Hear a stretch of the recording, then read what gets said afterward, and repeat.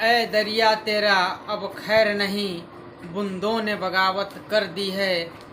नादान ना समझ तू इनको, क्योंकि लहरों ने बगावत कर दी है। हम परवाने हैं मौत समा मरने का है। हम परवाने हैं मौत समा मरने का है। खौफ कहाँ ऐ तलवार तेरी अब खैर नहीं, क्योंकि गर्दन ने बगावत कर दी है। गर्दन ने बगावत कर दी है। नमस्कार, जय हिंद।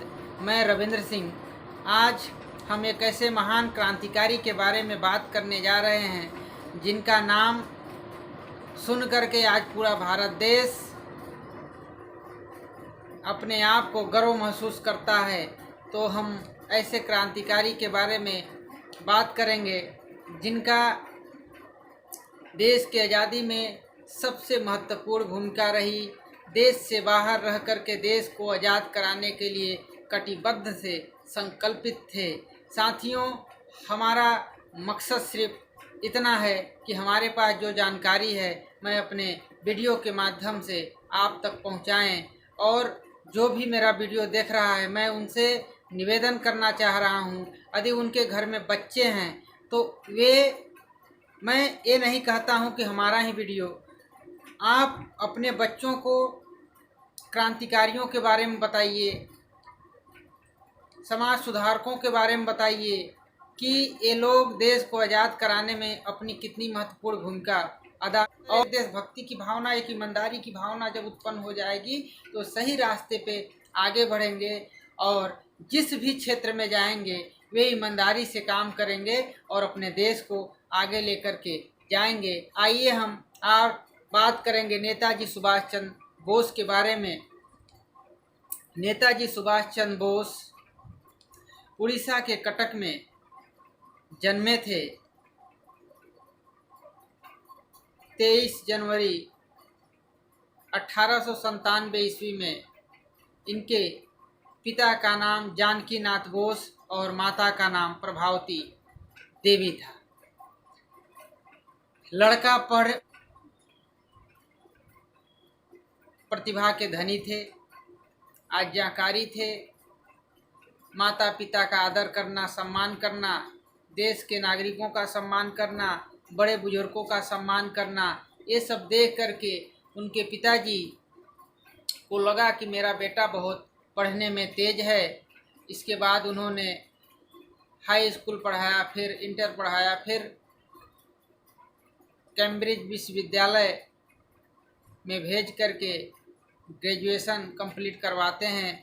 इसके बाद पिताजी की दिली इच्छा थी कि हमारा बेटा सिविल सर्विस में जाए, आईएएस बने। उस समय आईसीएस के नाम से जाना जाता था कि मेरा बेटा जाए और आईसीएस का परीक्षा, जैसे आज हम लोग आईएएस का परीक्षा पास करते हैं, आईपीएस का परीक्षा पास करते हैं, उसी समय उस टाइम में आईसीएस था, इंडियन सिविल सर्विस।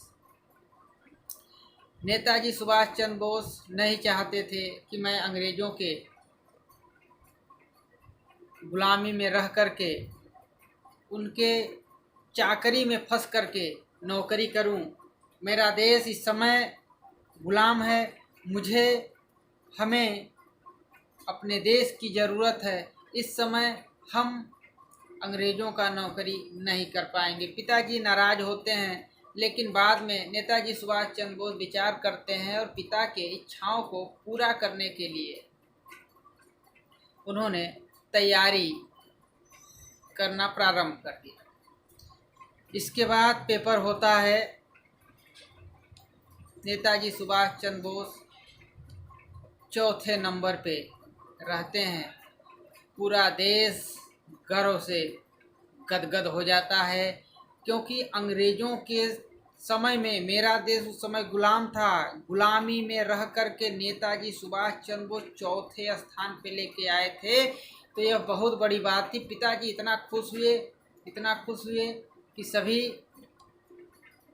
आसपास के लोगों को मिठाई बांटे। जब बेटा वहाँ से आया तो उस समय खुशी में नेताजी को उनके पिताजी ने एक सोने की घड़ी गिफ्ट की थी। बाद में वे घड़ी भी छीन ली जाती है। आगे मैं कहानी में बताऊंगा। इसके बाद पिताजी तो इधर खुश थे, लेकिन नेताजी सुभाष मन ही मन ठान लिए थे कि पिताजी के इच्छा को पूरा करने के लिए मैं परीक्षा तो पास कर दिया, लेकिन मुझसे यह नौकरी नहीं हो पाएगी। इसके बाद नेताजी सुभाष चंद्र बोस माताजी को पत्र लिखते हैं कि माता, मुझे यह नौकरी पसंद नहीं है, क्योंकि यह नौकरी करके मैं अंग्रेज़ों की चाकरी में फंसना नहीं चाहता हूँ। मेरा देश गुलाम है, मुझे अपने देश का मदद करना चाहिए। तो इन सब बातों को सुन करके उनकी माता ने बहुत अपने आप को गर्व महसूस करती हैं कि मेरा बेटा देश को आज़ाद कराने की बात कर रहा है, तो इस समय मुझे उसके साथ रहने की ज़रूरत। उन्होंने आशीर्वाद दिया कि बेटा तेरे मन में जो आए वो करो। इसके बाद नेताजी सुभाष चंद्र बोस खुश होकर के इंडियन सिविल सर्विस को रिजाइन देते हैं और अंग्रेज़ों के मुंह पे फाड़ करके लेटर फेंक करके देश को आज़ाद कराने के लिए निकल जाते हैं और कांग्रेस में आकर के संघर्ष करना जारी रखते हैं। उसी समय गांधी जी 1920 का असहयोग आंदोलन छेड़े हुए थे। आंदोलन जोरों शोरों पे था, लेकिन 1922 में चौरी चौरा कांड होने के कारण गांधी जी इस आंदोलन को स्थगित कर देते हैं, जिससे नेताजी सुभाष चंद्र बोस ने कहा कि गांधी जी बहुत गलत किए, यह आंदोलन बंद नहीं करना चाहिए था। लेकिन जो हो गया तो हो गया, गांधी लीडर थे, गांधी ने बंद कर दिया तो कोई बगावत भी नहीं कर सकता। इसके बाद नेताजी सुभाष चंद्र बोस गांधी जी के साथ मिलकर के संघर्ष करने लगते हैं। समय बीतता गया। 1925 में नेताजी सुभाष चंद्र बोस को ब्रिटिश हुकूमत के द्वारा गिरफ्तार कर लिया जाता है और मांडले जेल में बंद कर दिया जाता है। मांडले जेल की स्थिति बहुत ख़राब थी। नेताजी सुभाष चंद्र बोस जी का तबीयत खराब हो जाता है, जिसके कारण उनको रिहा करना पड़ता है और नेताजी सुभाष चंद्र बोस इलाज कराने के लिए बाहर चले जाते हैं, रूस चले जाते हैं। नेताजी सुभाष चंद्र बोस इलाज करा करके 4 साल वे बाहर रहते हैं। लेकिन याद करने की बात है कि नेताजी सुभाष चंद्र बोस 4 साल के दरम्यान यह भूले नहीं कि मेरा उद्देश्य क्या है, मेरा लक्ष्य क्या है। 4 साल के बाद वापस आते हैं, लगातार संघर्ष जारी रहता है। इसके बाद 1930 में पुनः उनको गिरफ्तार कर लिया जाता है। इसके बाद पुनः रिहा किया जाता है। फिर से 1932-33 में गिरफ्तार किया जाता है। इसी तरह से सिलसिला आगे चलता गया। नेताजी सुभाष चंद्र बोस कलकत्ता के मेयर भी चुने जाते हैं। इसके पहले मेयर उनके गुरु थे चित्तरंजन दास, लेकिन 1925 में मृत्यु हो जाने के कारण नेताजी सुभाष चंद्र बोस अकेले पड़ जाते हैं और लगातार गांधी जी के नेतृत्व में आगे बढ़ते रहते हैं। इसके बाद 1939 का त्रिपुरी अधिवेशन होता है। गांधी जी नेताजी के गरम दल से अप्रसन्न रहते थे। गांधी जी चाहते थे कि सुभाष चंद्र बोस हमारे रास्ते पे चले, लेकिन नेताजी चाहते थे कि हम चलें किसी भी रास्ते से, लेकिन मेरा उद्देश्य सिर्फ इतना होना चाहिए, देश को आज़ाद कराना। गांधी जी सुभाष चंद्र बोस जी से बोलते हैं कि सुभाष तुम इस बार चुनाव नहीं लड़ोगे। सुभाष चंद्र बोस बोले कि बापू मैं चुनाव लड़ूंगा। कहे सुभाष यदि तुम चुनाव लड़े तो समझ लेना कि तुम्हारी जीत और हमारी हार। नेताजी सुभाष चंद्र बोस नहीं मानते हैं, चुनाव लड़ते हैं। गांधी जी पट्टाभी सीतारमैया को चुनाव लड़ाते हैं। नेताजी भारी भरकम वोट से विजयी होते हैं, जिसके वजह से गांधी जी नाराज हो जाते हैं। गांधी जी नाराज होकर के बैठ जाते हैं। इसके बाद सुभाष चंद्र बोस जी जाते हैं और कहते हैं कि गांधी जी आप ऐसा काम क्यों कर रहे हैं। कहा कि सुभाष हमारा और तुम्हारा रास्ता अलग है। यदि तुम अपने रास्ते पे चल कर के देश को आज़ाद कराना चाहते हो तो सबसे पहले करा लेते हो तो मैं सबसे पहले तुम्हारा पीठ थपथपाने आऊँगा। के बाद नेताजी सुभाष चंद्र बोस बोलते हैं कि बापू इस समय देश जग चुका है, हर तरह क्रांति है, इस समय अहिंसा का पाठ कोई सुनेगा नहीं आपका। कहा कि देखो इस समय दुश्मन खतरे में है तो हमें उसके ऊपर अटैक करने की ज़रूरत नहीं है। सुभाष चंद्र बोस बोलते हैं कि ठीक है, मैं तो अटैक करूंगा और देश को आज़ाद कराऊंगा, और गांधी जी मैं कांग्रेस से इस्तीफा देता हूं और मैं अपने तरीके से देश आज़ाद कराने का प्रयास करूँगा। गांधी जी से आशीर्वाद लेते हैं और निकल जाते हैं।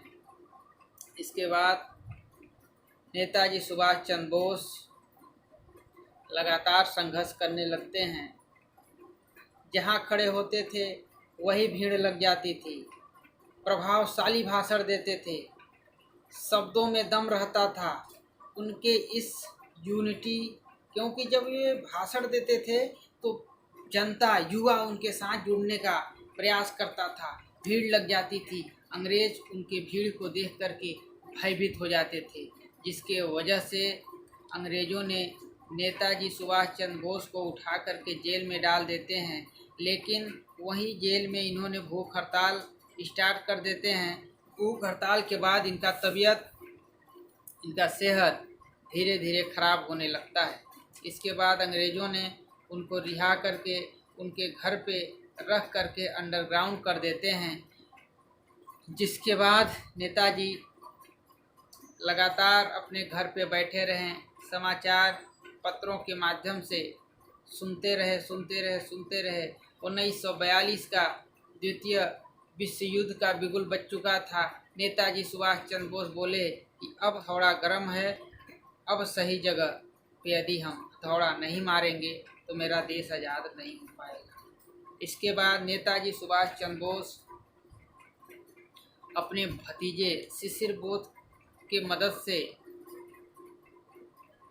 रात को निकल जाते हैं।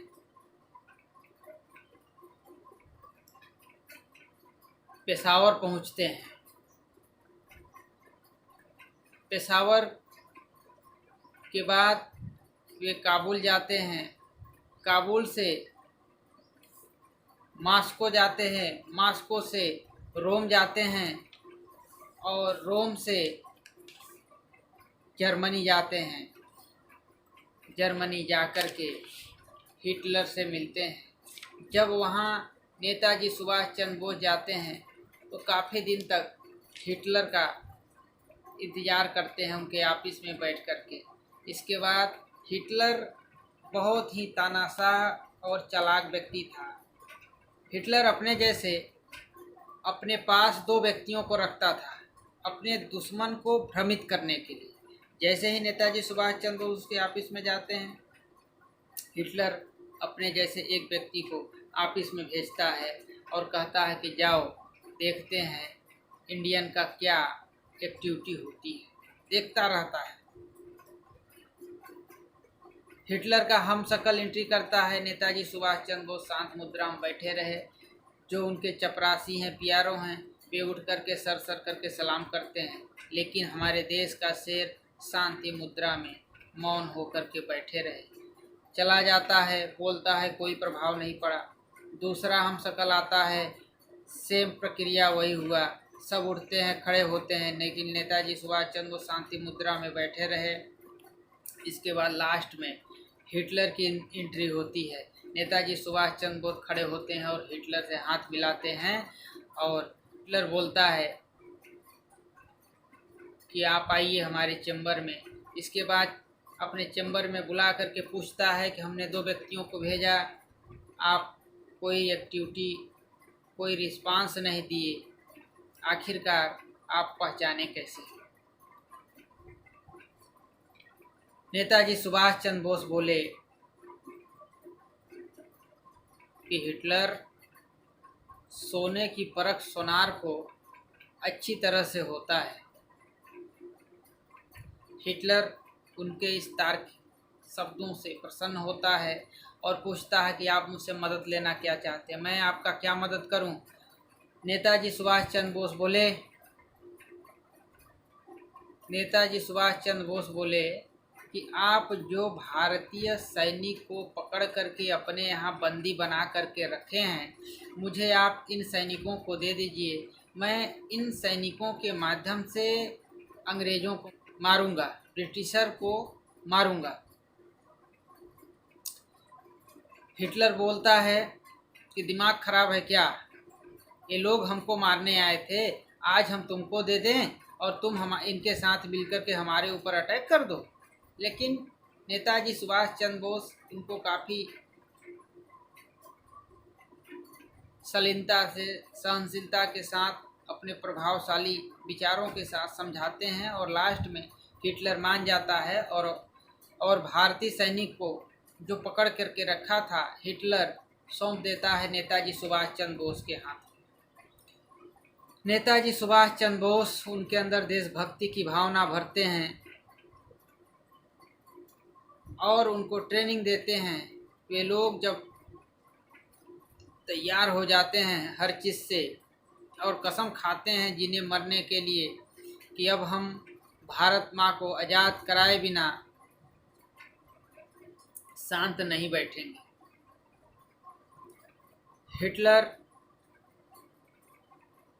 उसी बीच, क्योंकि नेताजी सुभाष चंद्र बोस रोम यानी कि रूस से भी मदद लेना चाहते थे, लेकिन हिटलर जब ये सैनिकों को ट्रेनिंग दे रहे थे, उनके अंदर देशभक्ति की भावना भर रहे थे, उसी बीच हिटलर रूस के ऊपर अटैक कर दिया। नेताजी सुभाष चंद्र बोस नाराज होते हैं कि यार रूस हमको मदद करने वाला था, लेकिन ये हिटलर अटैक कर देता है।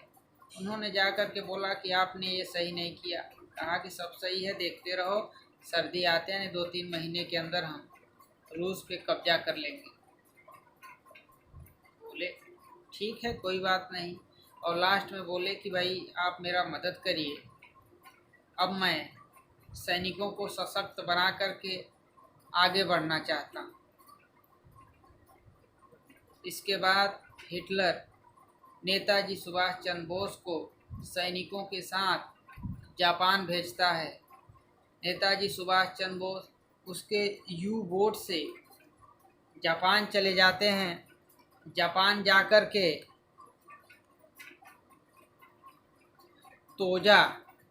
तोजो पीएम जो जापान के थे उस समय उनसे मिलते हैं और वहाँ का पीएम नेताजी सुभाष चंद्र बोस को समुराय की उपाधि से नवाजता है और नेताजी सुभाष चंद्र बोस जी का मदद करता है। साथियों, मैं एक बात बताना भूल गया कि नेता जैसे शब्द सुभाष चंद्र बोस को हिटलर ने ही दिया था। जब उनके भाषण से या उनके शब्दों से या उनके तर्क से जब हिटलर प्रभावित हुआ तो अपने लोगों से पूछा कि इंडिया में जो तेज होता है, जो बहुत जानकार होता है, जिसके पीछे जनता चलती है, उसको क्या बोलते हैं? तो कुछ लोगों ने बताया कि नेता बोलते हैं। तब हिटलर उनको नेता का उपाधि दिया था। ठीक है, तो नेताजी सुभाष चंद्र बोस अपना सैनिक लेकर के 3-4 हज़ार सैनिक थे वहाँ, उनको लेकर के यू बोट के माध्यम से जापान पहुँचते हैं। जापान के पीएम तोजो से मिलते हैं। समुराय की उपाधि से नेता सुभाष चंद्र बोस जी को नवाजता है। इसके बाद नेताजी सुभाष चंद्र बोस का मदद करता है, सहयोग करता है और जापान में ही नेताजी सुभाष चंद्र बोस की मुलाकात रास बिहारी बोस से होती है और रास बिहारी बोस कैप्टन मोहन सिंह से मुलाकात करवाते हैं, क्योंकि कैप्टन मोहन सिंह INA एक संगठन चला रहे थे और नेताजी का उद्देश्य था कि मुझे कुछ सैनिक मिल जाएंगे जिससे हम और मजबूत होकर के ब्रिटिशर के ऊपर अटैक करेंगे और उनको जड़ से उखाड़ करके फेंक देंगे, क्योंकि इनके पास 3-4 हज़ार सैनिक थे। 3-4 हज़ार सैनिक में 3-4 हज़ार सैनिक लेकर के लड़ाई करना उचित नहीं था, क्योंकि उस समय ब्रिटिशर मजबूत स्थिति में थे। कैप्टन मोहन सिंह जब अपना सैनिक बढ़ाने लगे तो जापान सरकार भयभीत होकर, क्योंकि कैप्टन मोहन सिंह और रास बिहारी बोस ये दोनों लोग भारतीय थे, कैप्टन मोहन सिंह से भयभीत होकर के उनको बंदी बना लेती है जापान सरकार। इसके बाद जो INA में 30-40 हज़ार लोग थे, रास बिहारी बोस के नेतृत्व में आगे बढ़ते हैं और लास्ट में रास बिहारी बोस जब देखे कि मैं क्रांतिकारी तो थे ही, क्योंकि वायसराय 1912 ईस्वी में वायसराय के ऊपर बम फेंक करके वहाँ से भागे थे, क्योंकि ब्रिटिश की जो पुलिस थी उनकी पीछा कर रहे थे। यदि वे पकड़े जाते तो उनको मार देते। सब वे भारतीय थे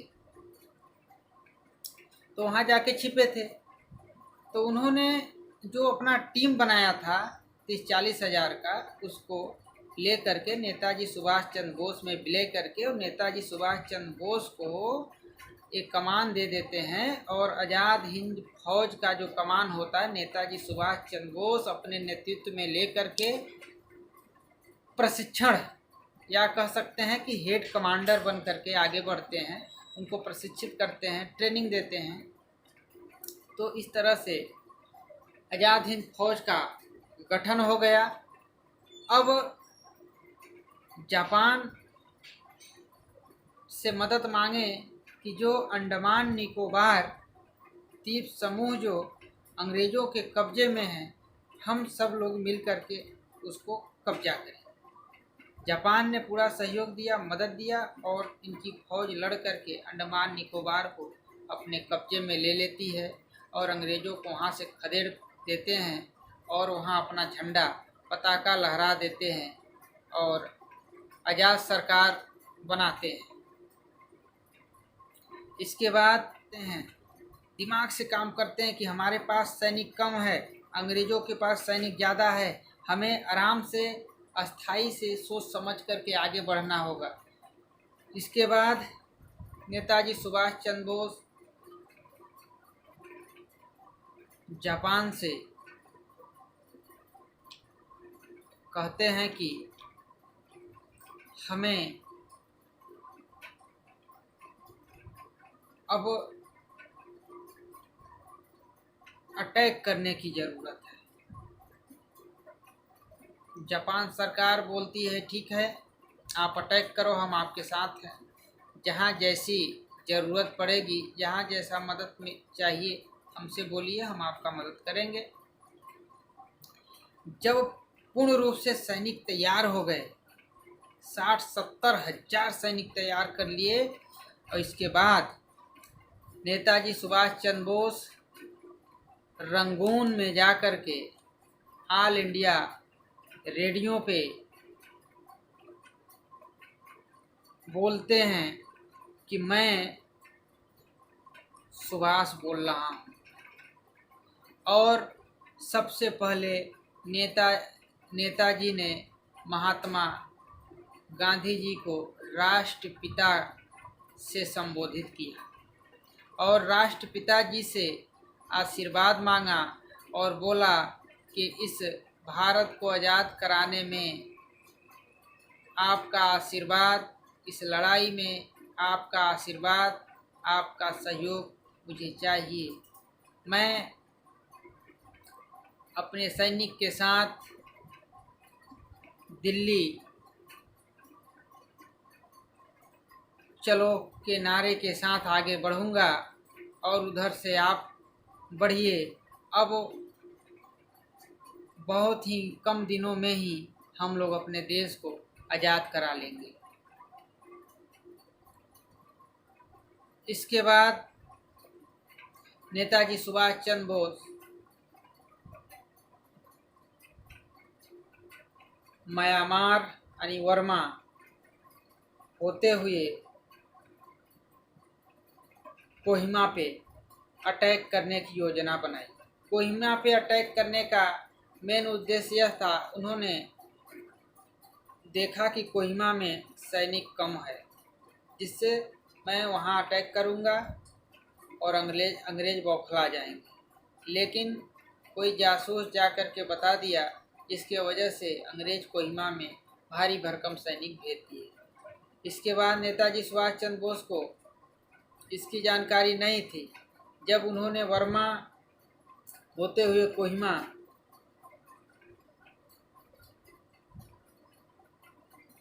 पहुँचे तो देखे भारी भरकम सैनिक थी। लड़ाई होता है, कुछ लोग मारे जाते हैं। इसके बाद अपने सैनिक को नेताजी सुभाष चंद्र बोस पीछे लेते हैं। उसी बीच मानसून आ जाता है, यानी कि बरसात का समय आ जाता है और बहुत ही मूसलाधार बारिश होने लगती है।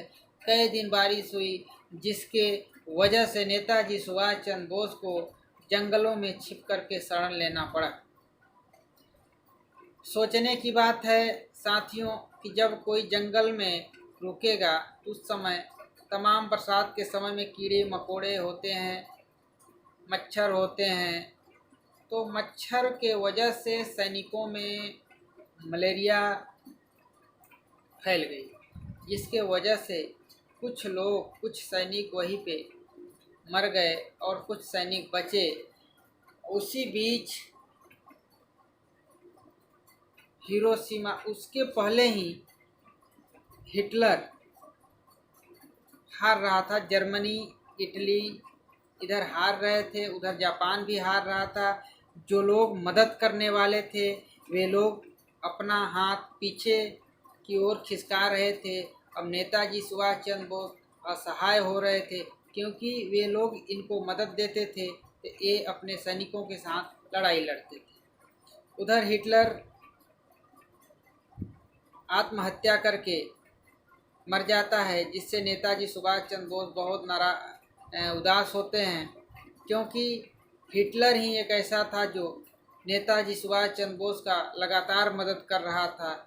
उसी दरम्यान नेताजी सुभाष चंद्र बोस ने जब जापान से कहा तो जापान ने भी अपना हाथ पीछे कर लिया और उसी के दरम्यान अमेरिका 6 और 9 अगस्त पे हिरोशिमा और नागासाकी पे परमाणु बम गिरा दिया, जिससे जापान तबाही हो गया। नेताजी का जो सपना था वो टूट गया। उन्होंने सोचा था कि हम वर्मा होते हुए, कोहिमा होते हुए लड़ाई करके अंग्रेज़ों को खदेड़ देंगे, लेकिन जब देखे कि ये तीनों लोग जापान, जर्मनी और इटली हमारा मदद नहीं करेंगे, तो उन्होंने आखिरी में मन बनाया और जो आज़ाद हिंद फौज के कैप्टन थे उनको नेताजी सुभाष चंद्र बोस बोले कि आज़ाद हिंद फौज का जो टीम है इसको भंग कर दो। और नेताजी सुभाष चंद्र बोस आज़ाद हिंद फौज की जो टीम थी भंग कर देते हैं और जो उन्होंने गांव में जाकर के धन इकट्ठा किया था, लोगों से सहयोग मांगा था, सभी को उनके घरों में पहुंचा दिए, बंटवा दिए, ताकि जनता का पैसा जनता में चला जाए। पूरे के पूरे गांव में पैसा बटा था। लेकिन आज के समय में यदि कोई नेता इस तरह से पैसा या खजाना पा जाए तो सबसे पहले अपना घर भरेगा, इसके बाद अपने परिवार, अपने रिश्तेदारों का घर भरेगा, इसके बाद कुछ मित्रों का घर भरेगा। लेकिन नेताजी सुभाष चंद्र बोस ऐसे नेता नहीं कहलाए। नेताजी सुभाष चंद्र बोस वास्तव में नेता थे, हैं और रहेंगे। इसीलिए आज के नौजवानों के जहन में, दिल में नेताजी सुभाष चंद्र बोस हमेशा जिंदा रहते हैं, विचार बन करके। इसके बाद साथियों, नेताजी सुभाष चंद्र बोस आज़ाद हिंद फौज भंग करते हैं और जापान से मदद मांगते हैं कि आप किसी तरह से मुझे ताइवान पहुंचा दो, वहां जाकर के हम कुछ देशों से मदद मांगेंगे और आगे की रणनीति तय करेंगे। जापान उनके बातों को सुन गया, क्योंकि जापान तबाह हो गया था, लेकिन मदद किया। नेताजी सुभाष चंद्र बोस को प्लेन के द्वारा ताइवान पहुंचाता है, लेकिन ताइवान जैसे ही प्लेन लैंड करने वाला था, उसके कुछ मिनट पहले ही नेताजी सुभाष चंद्र बोस जी का प्लेन क्रैश हो जाता है और रहस्यमयी मृत्यु हो जाती है। वह दिन पूरे भारत के लिए शोक का दिन था, काला दिन था कि देश का एक महान क्रांतिकारी, महान नेता, जिन्होंने देश से बाहर रह करके देश को आज़ाद कराने के लिए लगातार संघर्ष कर रहा था, क्योंकि उस समय पूरा भारत देश क्रांति के ज्वाला में धधक रहा था। देश के नौजवानों के अंदर एक क्रांति की मशाल उत्पन्न हो गई थी। अंग्रेज भयभीत थे, खलबली मच गई थी, अंग्रेज डरते थे। लेकिन कुछ समय के लिए ये सब शोक में तब्दील हो गया। जब ब्रिटिशर को पता चला कि नेताजी सुभाष चंद्र बोस का प्लेन क्रैश हुआ, उधर जांच एजेंसियों के माध्यम से जो आज़ाद हिंद फौज के अच्छे सिपाही थे, उनको गांव-गांव से इकट्ठा करके पकड़ा गया और बताया जाता है, इतिहास गवाह है कि पूरा ट्रेन भर करके आज़ाद हिंद फौज के सिपाहियों को दिल्ली लाया जाता है। जब दिल्ली के लाल किले में उनके ऊपर देशद्रोह का मुकदमा चलाया जाता है और लास्ट में कहा जाता है कि ये देशद्रोह हैं, इनको फांसी होना चाहिए। लेकिन नेताजी सुभाष चंद्र बोस का भाषण, नेताजी सुभाष चंद्र बोस का प्रभाव देश के नौजवानों के अंदर, देश के क्रांतिकारियों के अंदर, युवाओं के अंदर उभर चुका था, खिल चुका था और पूरा देश जाकर के दिल्ली के लाल किला का घेराव कर लेता है और नौजवान इनकलाब जिंदाबाद, जय हिंद के नारों के साथ, अंग्रेज़ों भारत छोड़ो के साथ एक गड़गड़ाहट, एक गर्जना होने लगती है। अंग्रेज भयभीत हो जाते हैं और ये देशद्रोह का जो आरोप लगाए थे, इस देशद्रोह को वापस लेते हैं और बोलते हैं कि हम देश को आज़ाद करा देंगे। लेकिन नौजवान मानने वाले नहीं हैं, लगातार संघर्ष करने लगे, लगातार आगे बढ़ने लगे। 1945 में क्रैश हुआ था, 1946 में लगातार संघर्ष हुआ, क्योंकि वही सैनिक थे जो नेताजी सुभाष चंद्र बोस उनके अंदर जोश, देशभक्ति की भावना भर करके भेजे थे और भारत माँ को आज़ाद कराने के लिए कटिबद्ध हो गए थे, वचनबद्ध हो गए थे, कसम खाए थे। वही सैनिक जा कर के नौजवानों के अंदर एक ज्वाला का काम किए और एक क्रांति का मशाल उत्पन्न हो गया। एक क्रांति उमड़ गई और लास्ट में 15 अगस्त 1947 को अंग्रेज़ों को सरेंडर होना पड़ा और भारत छोड़ करके जाना पड़ा, जिसके बाद 26 जनवरी 1950 में हमारे देश में संविधान लागू किया गया। साथियों, ये रहा नेताजी सुभाष चंद्र बोस का कहानी स्टोरी रहा। साथियों, आज के नौजवानों को क्रांतिकारियों का पाठ पढ़ना बहुत ज़रूरी है। क्रांतिकारी जब तक आप अपने अंदर नहीं लाएंगे, एक विचार जब तक आप अपने अंदर नहीं उत्पन्न करेंगे, तब तक देश का अगुवा नहीं बन सकते। आज हमारे समाज में भ्रष्टाचार चरम सीमा पे है। भ्रष्टाचार की वजह से बेरोजगारी चरम सीमा पे है, भुखमरी चरम सीमा पे है, हॉस्पिटल का व्यवस्था नहीं है। क्या नेताजी सुभाष चंद्र बोस यही चाहते थे? नेताजी सुभाष चंद्र बोस चाहते थे कि हमारे देश में अच्छा हॉस्पिटल हो, हमारे देश में अच्छा विद्यालय हो, हमारे देश में बेरोजगारी ना हो, सबके पास रोजगार हो और हमारा देश तरक्की करे, आगे करे। लेकिन आज के युवा पीढ़ी जब पढ़ते हैं तो सिर्फ नौकरी के लिए पढ़ते हैं कि हम पढ़ाई कर रहे हैं, कोई नौकरी मिल जाए, जा कर के सरकार का गुलाम बन कर के पैसा कमाएंगे। और जिस तरह से ब्रिटिशर भारतीयों को अपने कंपनी में शामिल करके, फौज में शामिल करके और भारतीयों से भारतीयों के ऊपर अत्याचार कराते थे, गोली चलवाते थे, बहन बेटियों का रेप करवाते थे, किसानों को मरवाते थे, शोषण करते थे, देश का खजाना बाहर भिजवाते थे। ठीक आज का समय वही चल रहा है कि जब नौजवान नौकरी पा जाता है तो अपने ही भाई के ऊपर, अपने ही किसान के ऊपर, अपने ही मजदूर के ऊपर, अपने ही नौजवान के ऊपर अत्याचार करता है। अत्याचार कैसे करता है मैं ये भी बताना चाहता हूँ। जब भारत का नागरिक, भारत का नौजवान जाएगा ऑफिस दफ्तर, वहाँ अच्छे से बात न करना, उसका बात न सुनना, पैसा का डिमांड करना, ये भ्रष्टाचार है, ये शोषण है, ये अन्याय है। जब जनता अपनी मांग करती है तो सरकार में बैठे लोग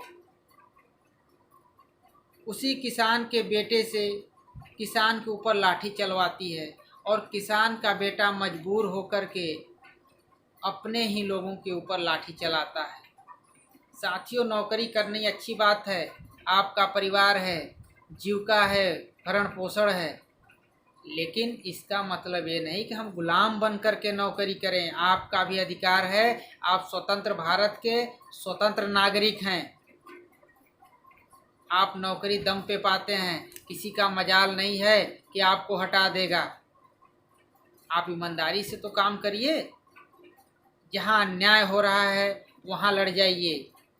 यदि आप आंख बंद करके देख करके चले जाएंगे तो मैं समझूंगा कि आप आज़ाद नहीं हैं, आप आज भी गुलाम हैं। नेताजी सुभाष चंद्र बोस के सपनों को तारमतार कर रहे हैं, भगत सिंह के सपनों को तारोतार कर रहे हैं, चंद्रशेखर आज़ाद के सपनों के साथ खिलवाड़ कर रहे हैं। तो इन सब क्रांतिकारियों का सम्मान करते हुए आप देश हित में एक अच्छा काम करें, ईमानदारी से काम करें, जिससे हमारा देश आगे बढ़े और तरक्की करे और पूरे विश्व में हमारा देश सबसे आगे हो। हमारे देश के युवा पीढ़ी, हमारे देश के छोटे छोटे बच्चे अच्छे शिक्षा से वंचित न रह जाएं, आगे बढ़ें। शिक्षा सबको मिलना चाहिए, सबको रोजगार मिलना चाहिए, तभी हमारा देश आगे बढ़ेगा। मुझे आशा है, मुझे विश्वास है कि आप लोग को वीडियो अच्छा लगा होगा। अब समय ज़्यादा हो गया है, मैं अब अपने वीडियो को समाप्त करना चाहता हूँ। जय हिंद, जय भारत।